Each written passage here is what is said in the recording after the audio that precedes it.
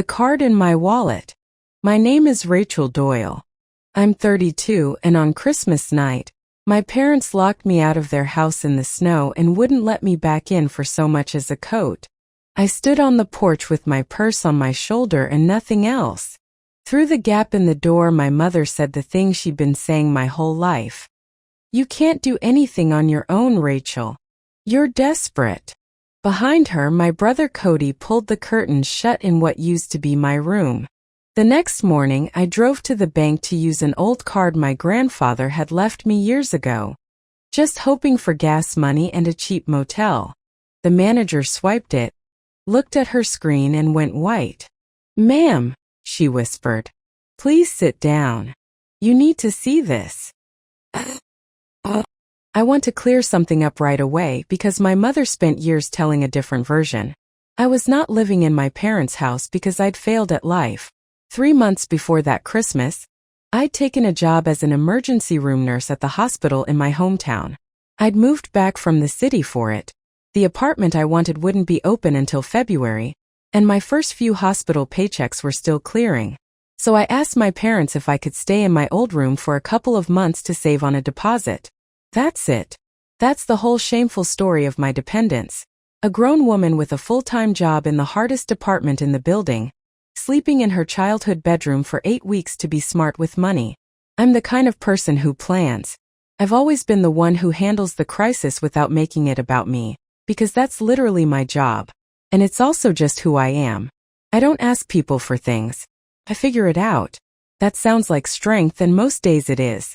But I've learned it's also the thing that made me an easy target. Because if you never ask for help, the people around you decide you don't need any. And some of them decide that out loud.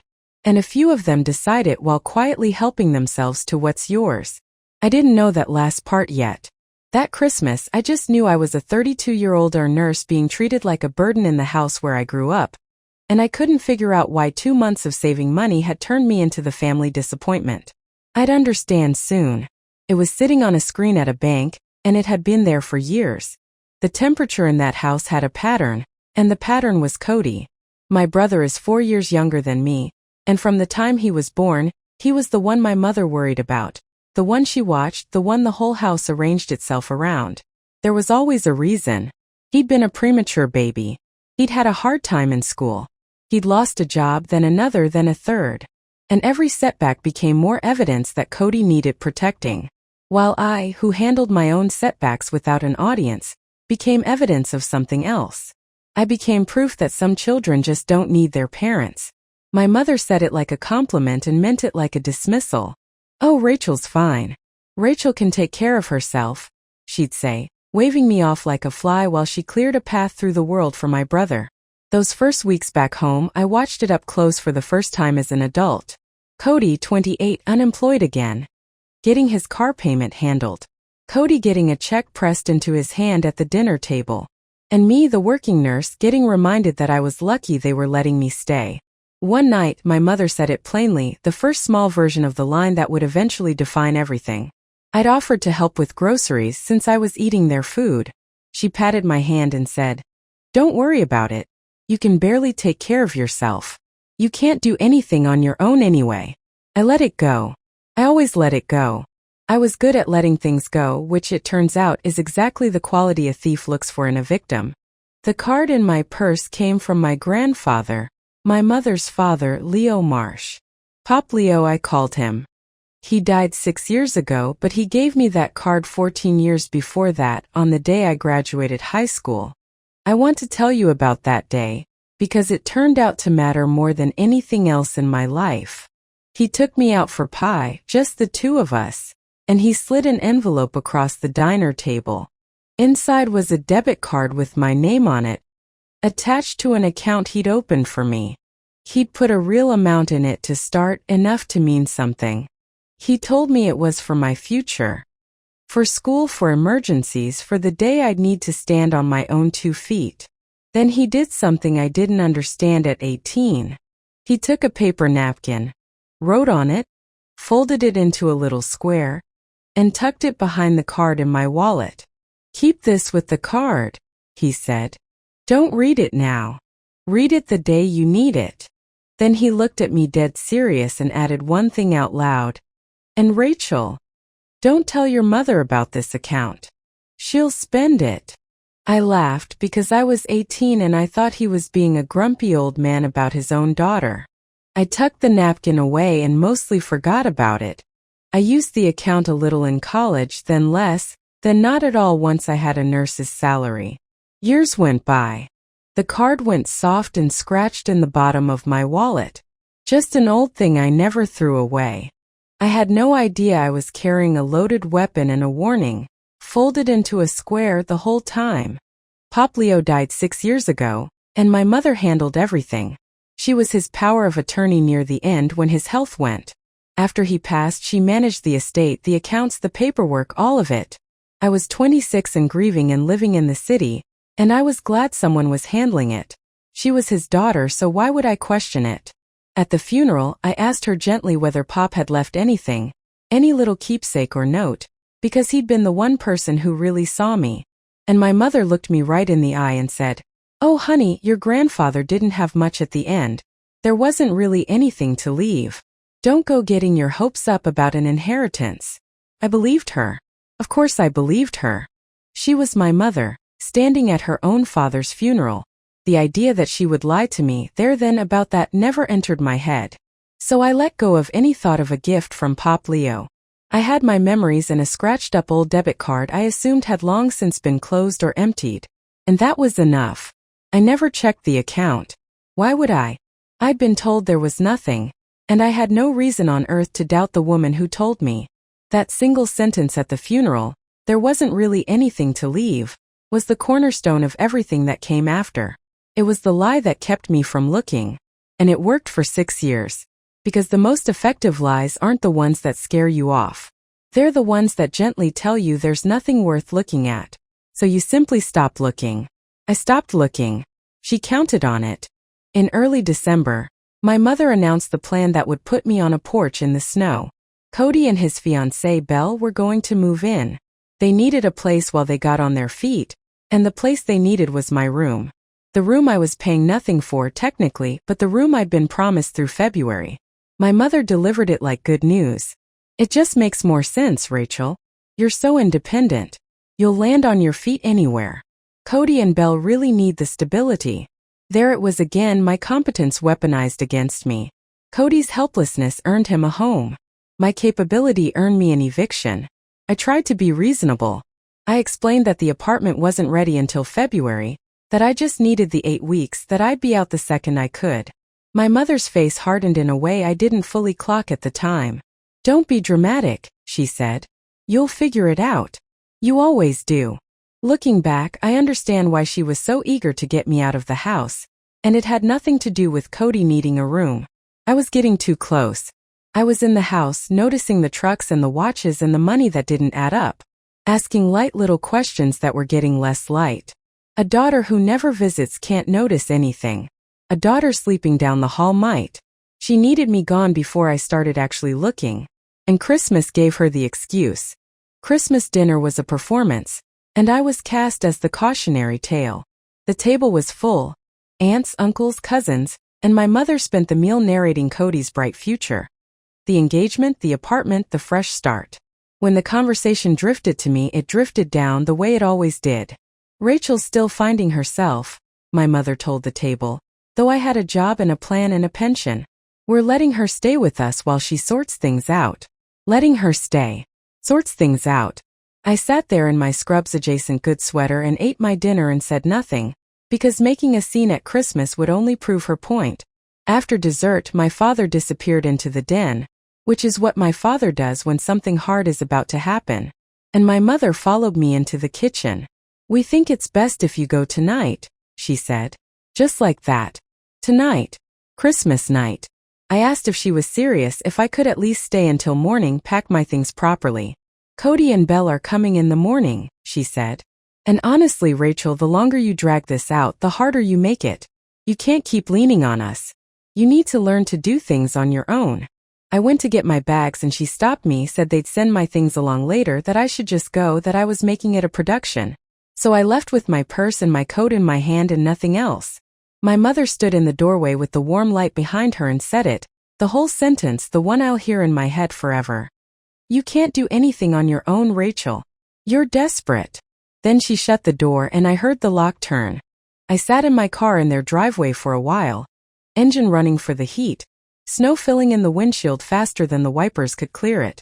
I'm not going to pretend I was calm. My hands were shaking and not from the cold. But I'm an ER nurse and the job has taught me one genuinely useful thing. When everything goes wrong at once, you don't get to fall apart. You triage. So I triaged. I had maybe $60 cash, a quarter tank of gas, and a credit card near its limit from moving expenses.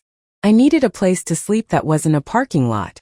I went through my wallet under the dome light, looking for anything, and my fingers found the old card. Pop Leo's card, soft-edged, the numbers half worn off. And tucked behind it, a little folded square of paper I hadn't looked at in 14 years.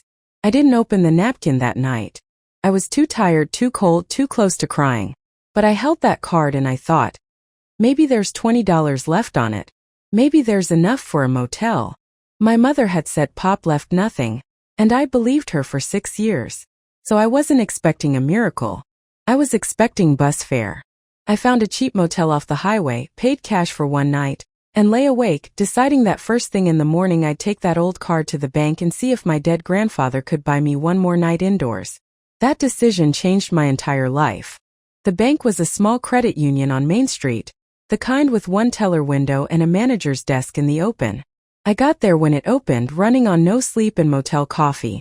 I slid the old card across the counter to the teller and gave an embarrassed little laugh. This is really old, I said. It might be closed. I just want to check the balance. Maybe take out whatever's on it. The teller swiped it, frowned, swiped it again. Then she said, "Let me get my manager." In a voice that made my stomach drop because I know that voice.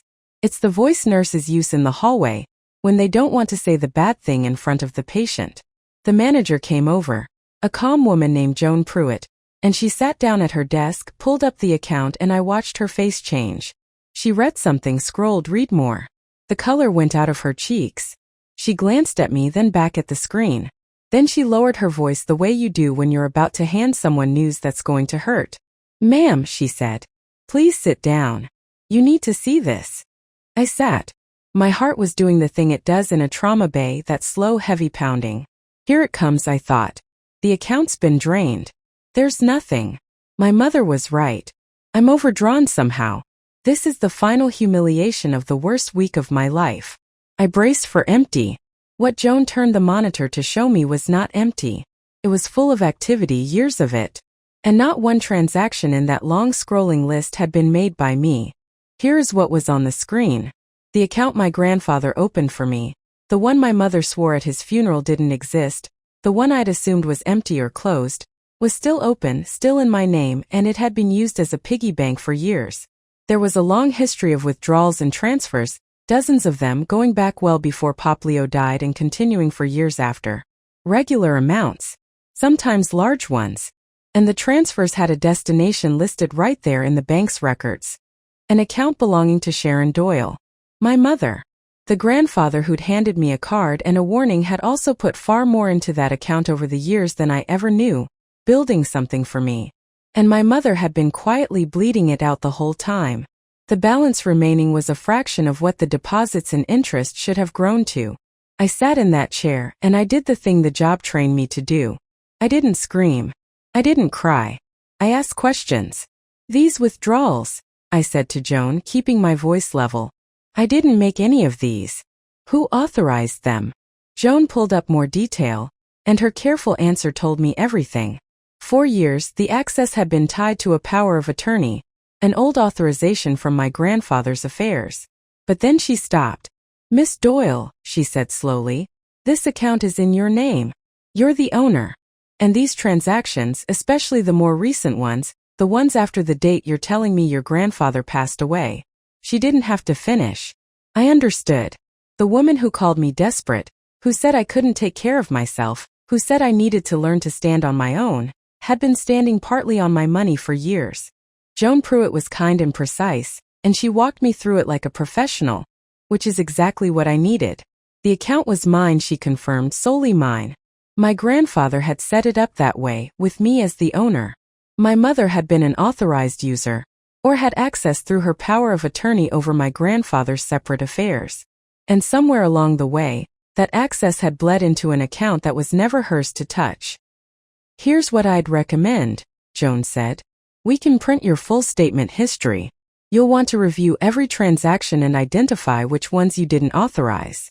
And given the pattern and the dates, you may want to file a fraud claim and speak with an attorney. Some of these transactions may be recoverable." Recoverable. I held on to that word. I asked her to print everything, every page going back as far as the system held. While the printer ran, I sat very still and let the ER nurse in me take over from the daughter.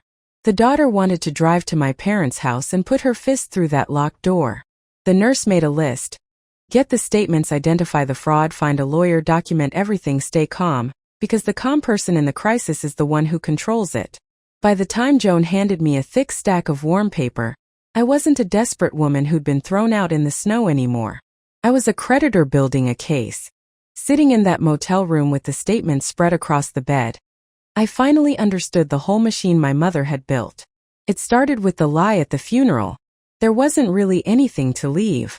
That sentence wasn't grief. It was a lock on a door. As long as I believed Pop Leo had left nothing, I'd never checked the account. And as long as I never checked, she could keep drawing from it. And she had the means, because near the end of his life, she'd been my grandfather's power of attorney, handling his money, his bills, his accounts. That authority was real while he was alive. But here's the thing I learned, the thing that turned my whole case from a family grievance into a legal one. A power of attorney ends the moment the person dies. The instant Pop Leo passed, any authority my mother had through that document was gone. Completely. In every state. No exceptions. Every withdrawal she made after his death wasn't a gray area or a family loan. It was unauthorized. And the account she was pulling from wasn't even his. It was mine. So she'd taken money that belonged to me, using an authority that had died with her father for years, while telling me I couldn't take care of myself. The audacity of it actually steadied me. There's a clarity that comes when cruelty turns out to be that clean, that documented, that provable. I wasn't dealing with a feeling anymore. A flicker on a face, a wrong note. I was dealing with a paper trail. And a paper trail is something an ER nurse who charts everything knows exactly how to respect. I stacked the statements neatly. I circled the transactions after the date of my grandfather's death. And then I reached for my wallet, because there was one piece of evidence I still hadn't read. I took the little folded napkin out from behind the old card. The one Pop Leo had tucked there 14 years ago and told me not to read until the day I needed it. The paper had gone soft and yellow, the folds nearly worn through. But his handwriting was still there. That careful slanted print I'd know anywhere. "I want you to hold these words for the rest of this story, because my grandfather wrote them when I was 18. And he knew. He knew. For when you have to stand on your own. This is yours, Rachel. Nobody else's. Don't tell your mother about it because she'll spend it, and she'll have a good reason every time. Some people love you and steal from you in the same breath. Protect yourself. Love, Grandpa Leo." I sat on the edge of that motel bed and read it 3 times. The third time my hands were steady. He'd warned me on a folded napkin when I was 18. I just never believed my own mother was the warning. He'd known his own daughter well enough to predict, 14 years in advance, exactly what she would do.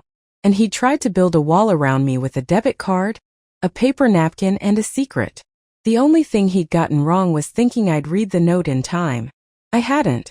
I trusted her instead, the way children do, right up until she locked me out in the snow. But here's what mattered. The note wasn't just heartbreak. It was evidence of intent. It proved the account was meant for me alone. That my grandfather had explicitly excluded my mother. That there was nothing accidental or familial about the money she'd been taking. Pop Leo, 6 years dead, had reached out of the ground and handed me the cornerstone of my case. I folded the napkin back up gently and put it somewhere safe. I was going to need it. And I was finally fully done being told what I couldn't do on my own. I need to be clear about what this was and what it wasn't because it matters to me that you understand I didn't win a lottery. This was not a windfall. Nobody handed me a fortune at a dramatic moment. What that bank screen showed me was a robbery, mine in progress for years. And everything that happened next was me clawing back what was already legally mine. The money in that account was money my grandfather had given me on purpose with my name on it. It was never my mother's, so I wasn't getting rich. I was recovering stolen property the way you'd recover a car somebody took out of your driveway. That distinction kept me honest through the whole thing. I never once wanted more than what was mine. I didn't want my parents' retirement savings. Didn't want Cody's truck. Didn't want a cent that wasn't already supposed to be in that account. I just wanted back what had been taken. And I wanted the people who'd taken it to stop pretending I was the helpless one. To get it, I couldn't just confront my mother in a screaming match, because she'd talk her way out of that the way she'd talked her way through my entire childhood. I needed it the way I'd needed Pop Leo's note. In writing, provable, cold and clear, and outside the reach of her excuses. So I made a plan that night, an ER triage plan for my own family. Statements. Already done. A lawyer next. A formal fraud claim with the credit union alongside it. And then, only then, when the truth was documented and undeniable, the conversation. Not a screaming match. A presentation. I wasn't going to fight my mother on her turf with feelings and volume, where she always won. I was going to bring her somewhere she'd never beaten me. The realm of the written down. I found a lawyer named Tom Avery, an estate and elder law attorney 2 towns over. I brought him the statements, the napkin, and the dates. He listened the whole way through without interrupting, which is how you know someone's actually thinking. When I finished, he set down his pen. "Ms. Doyle," he said, "I want to make sure you understand how strong this is, because people in your position often think they have less than they do." He laid it out. The account was mine solely, demonstrably. My grandfather's power of attorney, whatever it had once allowed, had terminated the instant he died, automatically by law. Every transfer my mother made out of my account after that date was unauthorized. Full stop. "This isn't a misunderstanding between family members," Tom said. "This is conversion, possibly criminal. At minimum, you have strong grounds to demand the funds back. And the credit union's own fraud process may reverse some of it directly." He tapped the napkin in its little plastic sleeve. "And this is unusually helpful. It establishes your grandfather's intent and explicitly excludes your mother. Juries and judges like intent. So do banks." For the first time since the porch, I felt the ground go solid under me. I asked him the question I needed answered before I did anything else. "I don't want to destroy my family if I don't have to," I said. "I want my money back. Can we do this in a way that gives them the chance to make it right before it becomes a criminal case?" Tom nodded slowly. "We can lead with a demand and a recovery plan," he said. "Whether it stays civil depends entirely on how they respond." Good, I thought. I'll give them the chance. More of a chance than they gave me on a porch in the snow, but the choice would be theirs, in writing on the record. The credit union doesn't sit on a fraud claim. Within days, their fraud department reached out to verify activity. And the moment my mother got a call from the bank instead of a call from me, the temperature changed again. Only this time it was her turning cold, and then hot. The first text was ice. "I don't know what you've started, but you need to stop it immediately." I didn't answer. The next one, a day later, had a crack in it. "Rachel, the bank called me. Whatever you think you saw, it is not what it looks like. We need to talk before you do something you'll regret." Still, I didn't answer because I'd learned finally that answering my mother was how she got her hooks in. Every conversation was a door she could walk through. The statements couldn't be argued with. My silence couldn't be twisted. So I let the paper do the talking and kept my mouth shut. And it drove her to a fury I'd never seen, because for the first time in my life, she couldn't manage me. She couldn't flatter me into smallness or shame me into silence, because I wasn't on the phone to be flattered or shamed. By the end of that week, the texts were coming in clusters, swinging between threats and tears. And every single one confirmed what the screen had already told me. An innocent woman doesn't panic like that. An innocent woman says, "Check whatever you want. It's all fine." My mother said, "Stop and don't, and you'll regret this, and it's not what it looks like." Those are not the words of someone who's been wronged. They're the words of someone who's been caught. I screenshot every one of them and sent them to Tom Avery. Then I went back to work in the ER, where at least the bleeding was honest. Cody found me at the hospital, in the parking lot after a shift. He was a mess, angry and scared and trying to be intimidating, which has never been Cody's strong suit. "What are you doing to Mom?" he said. "She's freaking out. You're trying to send her to jail over money." I leaned against my car, still in my scrubs, too tired for theater. "Cody," I said, "do you know where the money came from? For your truck? Your apartment deposit? The debts that disappeared?" He opened his mouth and closed it. And in that pause I saw that some part of him knew, or had chosen not to know, which is its own kind of knowing. "Mom said it was family money," he finally said, weaker now. "She said it was an account that was like all of ours. Family money." There it was. The phrase she'd used to launder it in her own mind, and in his. "It was an account our grandfather put in my name, Cody," I said. "Just mine. He left me a note telling me to keep it away from her because she'd spend it. And she spent it on you. I watched that land. Cody isn't cruel. Not really. He's just been the favorite so long he never asked what the favoritism cost or who paid for it." "I didn't know," he said. "And I think it was even true." "You didn't ask," I said. "That's the whole problem with being the one they protect. You never have to ask where it comes from." He didn't have an answer for that. He stood in the cold parking lot looking younger than 28. And for the first time I felt something other than envy toward my brother. I felt sorry for him. He had been bought with my money and never even knew the price. When threats didn't work and Cody didn't work, my mother reached for the oldest tool in her kit: guilt.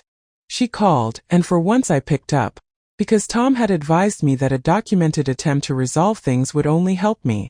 So I let it record in my memory, said almost nothing, and let her talk. Her voice was soft now, wounded, maternal. "Rachel, sweetheart, I think this has all gotten so out of hand." A sniffle.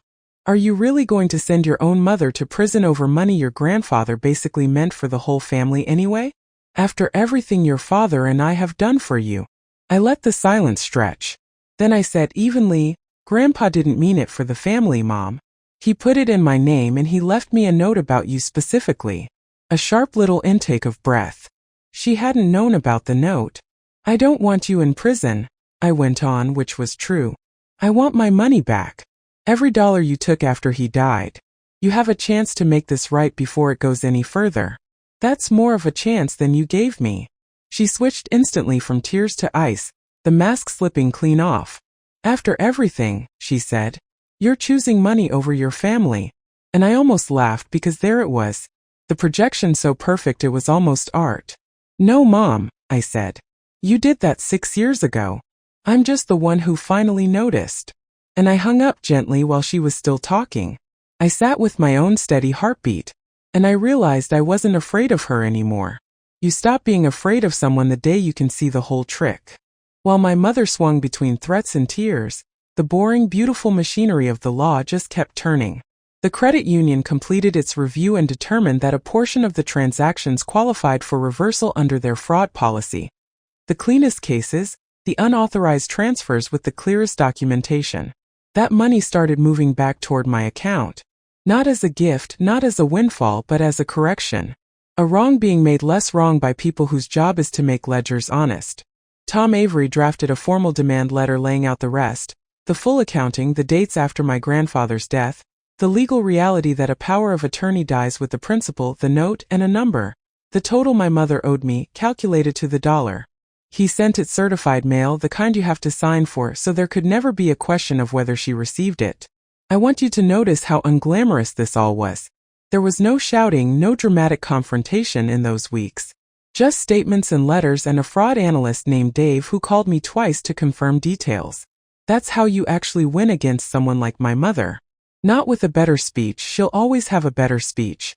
You win by moving the fight to a place where speeches don't count, where the only thing that matters is what's documented and what the law says.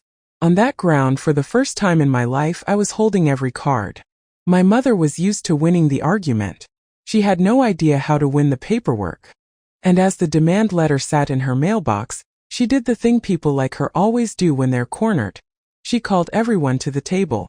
"A family dinner," she announced, "to settle this as a family." My father called me the night before that dinner. And it's the closest any of them came to grace. He's a quiet man, my dad, conflict shy to the point of cowardice. And he'd spent the whole crisis exactly where he spends every crisis, in the den with the door closed. But that night he called, and his voice was rough. "Rachel," he said. Then silence. Then it came out of him in pieces. He'd known my mother was taking from the account. He told himself it was borrowing, that she'd pay it back, that it wasn't his business to police his wife. He'd watched her tell me at the funeral that there was nothing, and he'd said nothing, because saying something would have meant a fight, and my father would rather lose a daughter than have a fight. "I should have told you years ago," he said. He was crying now, the awful held-back crying of a man who never learned how. "I let it happen. I let her put you out in the snow. I'm so ashamed." I believed him. And it hurt more than my mother's threats, because his was the cowardice of a man who loved me and still wouldn't move. "Dad," I said gently, "thank you for telling me. I mean that." Then I said the hard part. "But I'm not stopping. The money's mine and I'm getting it back. I'm not going to pretend at that dinner tomorrow that this didn't happen." He was quiet a long moment. "I know," he said. "I just wanted you to hear once that you were right. You were always the strong one. We used that against you. I used it against you. It wasn't enough. But it was true. And it was the first true thing anyone in that house had said to me in years." The family dinner was set for the first Sunday of the new year. My mother stacked the room. Aunts, uncles, cousins, the same audience that had watched me get narrated down at Christmas. I understood exactly what she was doing, because it was the move she'd run my whole life. Surround me with relatives, frame me as the greedy and vengeful daughter dragging the family through the mud, and apply enough collective pressure that I'd back down just to make the discomfort stop. She wanted me outnumbered. She wanted a jury she'd already briefed with her version of the story. The old me would have walked into that room and folded, because the old me couldn't stand being the problem in front of people. But I wasn't bringing the old me. I was bringing a folder. Tom had prepared a clean packet, copies of the key statements, the timeline, the legal summary, and a copy of Pop Leo's note. I put it in a plain envelope and drove out to the house I'd been thrown out of 2 weeks before, through the same streets in the same car. I wasn't nervous. That surprised me. I'd spent the worst nights of the year in a motel and a hospital break room, and I'd come out the other side standing. There's nothing a room full of disapproving aunts can do to a woman who's already been locked out in the snow and survived it. I parked. I sat for a second and touched the envelope on the passenger seat, the way you touch something to make sure it's real. Then I walked up the porch steps, past the door that had been locked against me, and I let myself into my mother's ambush, carrying the one thing she had no answer for. The truth. In writing. The living room was full, and the air was already arranged against me. My mother had gotten there first in every sense. She sat in the center of the couch like a woman holding court, my father beside her staring at his hands, Cody and Belle off to the side, and a half circle of relatives in the good chairs, holding cups of coffee and preloaded opinions. My mother started before I'd even sat down.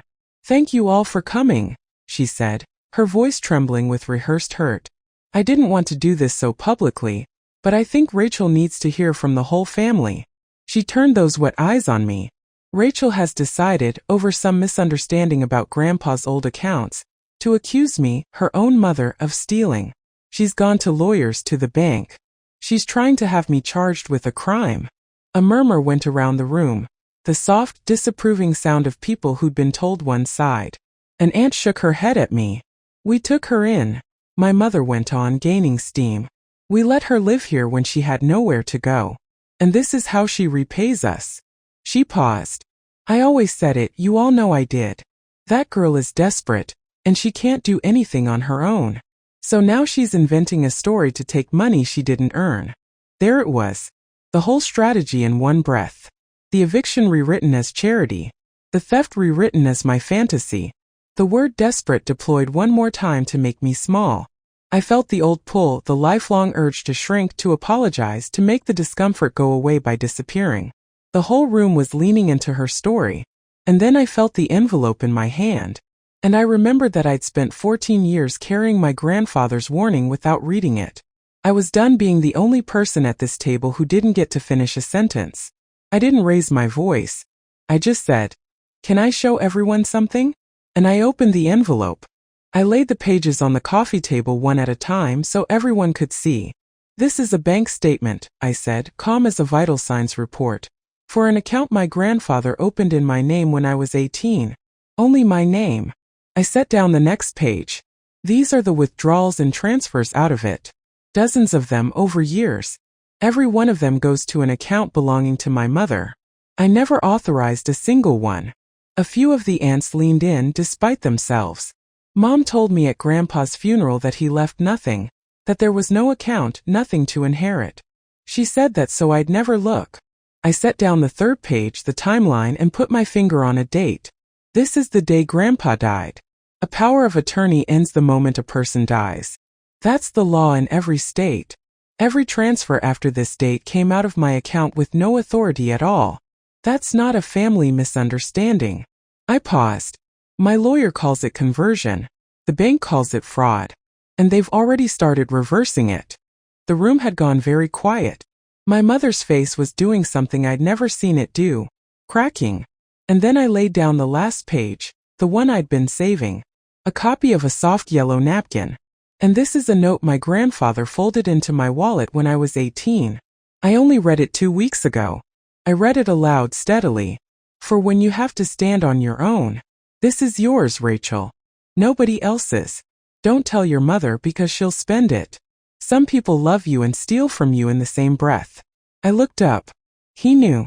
6 years before any of this, my own grandfather knew exactly what she would do. That was when my mother came up off the couch screaming. That money was for this family. After everything I did for you, you ungrateful scheming, you'd humiliate me in my own home over money your grandfather would have wanted us to have. She was shaking, pointing, her composure gone completely. And the whole room was staring at her now instead of me because a woman who's been wronged doesn't scream like that. A woman who's been caught does. I stayed in my chair. I kept my voice low. Grandpa knew you'd say that, Mom, I said. He wrote it on a napkin when I was 18. And the room was finally silent enough to hear the truth in it. For a moment nobody moved. Then my Uncle Ray, my mother's own brother, reached down and picked up the timeline and the statement. He read them slowly the way a careful man reads. He looked at the date of my grandfather's death. He looked at the transfers that came after it. He set the pages down and said, not to me but to the whole room. She's not the one who couldn't take care of herself. It landed like a stone in still water. The word my mother had hung on me my whole life, desperate, helpless, can't do anything on her own, drifted across the room and settled at last on the person it actually fit. Cody made a weak sound of protest. This is insane. Mom didn't. But then his eyes caught one of the transfer lines, a date he recognized, the month of his truck. His name was nowhere on the document, but the timing told him everything. And he stopped. He just stopped. My mother looked around the room for her audience and found it gone. The aunts who'd shaken their heads at me were now looking at her. At the screaming woman standing over a coffee table full of proof. The story she'd told had simply evaporated in the face of paper. She turned to me, grasping, and reached one last time for the weapon that had always worked. You can't do this, she said. You can't do anything on your own. And I stood up. I looked my mother. And I gave her sentence back to her with the only correction it had ever needed. I did all of this on my own, Mom, I said. Including catching you. My father put his face in his hands. Nobody in that room ever called me desperate again. I didn't want to stand over my mother like a victor. That's not what Pop Leo's note was for. And it's not who I wanted to be when this was over. So before I left, I told them where things stood, plainly the way you tell a family a prognosis. Here's what happens now, I said to the room. The bank is reversing what it can. My lawyer sent Mom a letter with the rest of what she owes me and a plan to pay it back. If she signs it and makes it right, I'm not asking for anyone to be arrested. I don't want my mother in prison. I want what my grandfather left me, which was always mine. I looked at her. But I'm not dropping the claim so this can be buried. It happened. It's written down now, and it doesn't get erased to keep the peace. I picked up my pages, all but the copies, and slid them back into the envelope. I'm not going to be in this family's life the way I was, I said. I won't be the strong one you lean on while you call me the weak one. That's over. I said it without heat, which somehow made it land harder. If any of you want a real relationship with me, the door is open. But it's my door now, and it locks from my side too. Then I walked out. I was the first one to leave, which I'd never been in my life. Always the last. Always cleaning up. Always making sure everyone else was settled before I moved. I walked down the porch steps, past the door that had been locked against me on Christmas. I got in my car and I drove to the motel that had become more of a home than that house ever was. I didn't cry. I felt for the first time in years completely my own. Here is how it settled over the months that followed. The credit union reversed the transactions that qualified, and a good portion of my money came back that way, quietly line by line, a ledger being made honest. For the rest, my mother faced a simple choice that her lawyer surely explained in plainer terms than I ever could.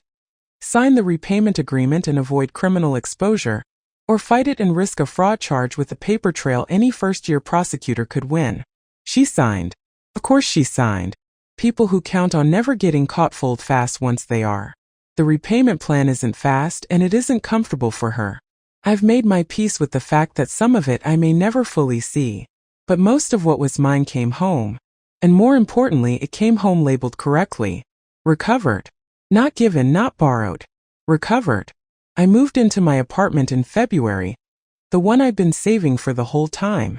I furnished it slowly with my own paychecks. And there is a particular peace in a home that nobody can lock you out of. My job at the hospital is hard and good. I'm steady there. Cody and I are in a strange new place. He called me a few weeks after the dinner, not to argue, just to say he'd been thinking, and that he was sorry he never asked where things came from. He started pulling back from my mother's orbit, getting his own footing. I think some part of him is relieved to discover he might be capable of standing on his own too. We'll see. My father and I talk sometimes. He came and helped me move a couch into the apartment, and we didn't say much. That was its own kind of apology, the only kind he has. My mother and I don't speak. She has never once said she was sorry. Not really. Not in a way that wasn't actually about herself. And I've stopped waiting for it. Because a woman who could stand at her own father's funeral and lie to his granddaughter about his last gift is not a woman who's going to find the bottom of her own conscience at this late hour. I made my peace with that. And the peace is lighter than the hope ever was. I keep Pop Leo's napkin in a frame now, on the wall of my own kitchen. The soft yellow paper and the careful slanted print. For when you have to stand on your own. I read it some mornings with my coffee. He gave me money, yes, and it mattered. But that was never the real gift. The real gift was that one person in my life saw exactly who I was, and exactly who my mother was, and trusted me to figure it out before it was too late. I figured it out a little late, but I figured it out on my own. The people who keep telling you you're helpless are very often the ones counting on you never checking the balance. They locked the door and called me desperate. The card, the screen, the napkin my grandfather folded when I was 18. Sometimes standing on your own just means finally checking the balance.